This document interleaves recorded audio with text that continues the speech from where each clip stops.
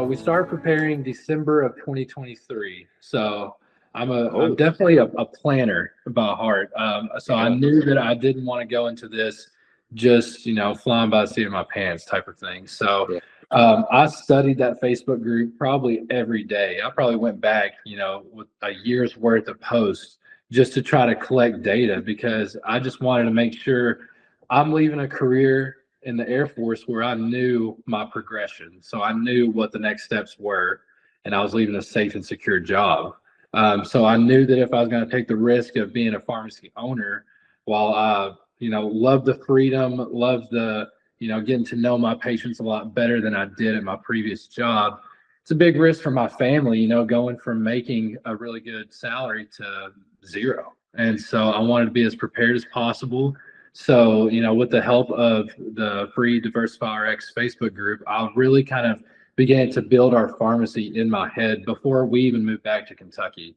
So it was super nice to be able to have all those independent pharmacy owners just all in one place where they were all throwing out ideas of, what's your best OTC items? What's the best way to structure a delivery system? Things like that you don't really think about when you're not used to it, and you're like, oh, I didn't think about that. When you try to start, opening this pharmacy, and a lot of those things, marketing was a huge thing. I yeah, realized how important pushing like a big marketing campaign even before our doors open was a tremendous payoff. The more transparent, the more out there we were, the better results we had. I noticed, and so I just took a lot of that. I picked Lisa's brain, and it was really nice to have her kind of in our corner because she could have just responded and said, look, you can join my club. It's this, it's X amount of dollars per month.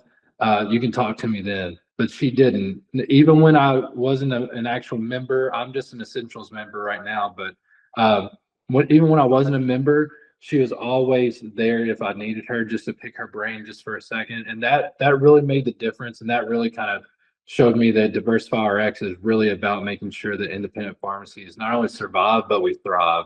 And so I couldn't be more thankful for that part of kind of meeting Lisa and the DiversifyRx team.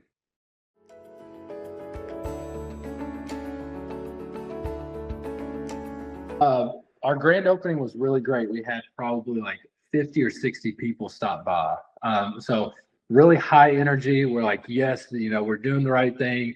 We're, taking Lisa's advice. We're making videos every day and posts, making sure like Facebook is on top notch level, right? And then yeah. reality kind of set in when everybody transferred to us, but hey, I'm not ready for my meds yet, so we'll call you when we're ready.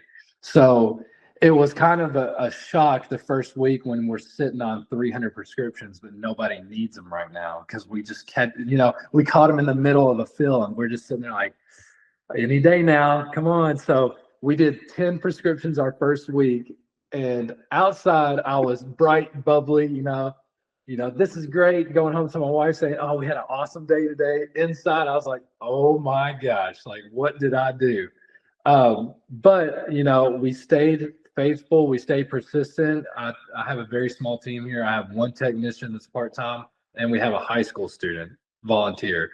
So with them, I just kept reiterating, look, they're not, patients aren't here right now, but if we continue to give excellent service for everybody that walks through that door, word of mouth is going to catch fire. And before we know it, we're going to be laughing at the days that we were able to sit around and, just, basically just throw out ideas to each other, the whole day, well, what if we did this? What if we did this type of drawing for a giveaway? Things like that.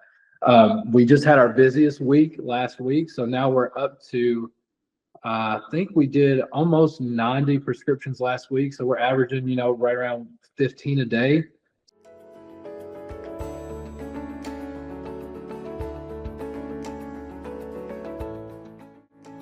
If you're going to take a chance with something, you're going to invest your time and your money in something, you need to just start asking around like the peers that you trust. So I would recommend just hopping on that Facebook and typing in names of friends or coworkers or people that you've previously worked in pharmacy with. You would probably be surprised how many people are actually following that Facebook group. That's exactly what I did. I went on there and I was like, I'm curious if so and so from pharmacy school. I know she works local. Is she part of this group? Oh wow, she is. You know, oh wow, the three independent pharmacists that are closest to me are also members of this. You know, and it's one thing to join and just kind of be a bystander, which I kind of was for a while, just while we were kind of ramping up. But the more I realized that you have to invest something of your own to make it worthwhile. And once I finally took that leap, I don't know if it happened just subconsciously or not, but it was like I took more pride and more effort into making sure that I squeezed as much value out of something as I possibly could have. And I strongly believe, anything free is great. It's a good entry point. But once you kind of run its course, I would highly encourage those that have the means to kind of go ahead and start investing, because it's an investment in yourself. It's an investment in your own pharmacy and the pharmacy community.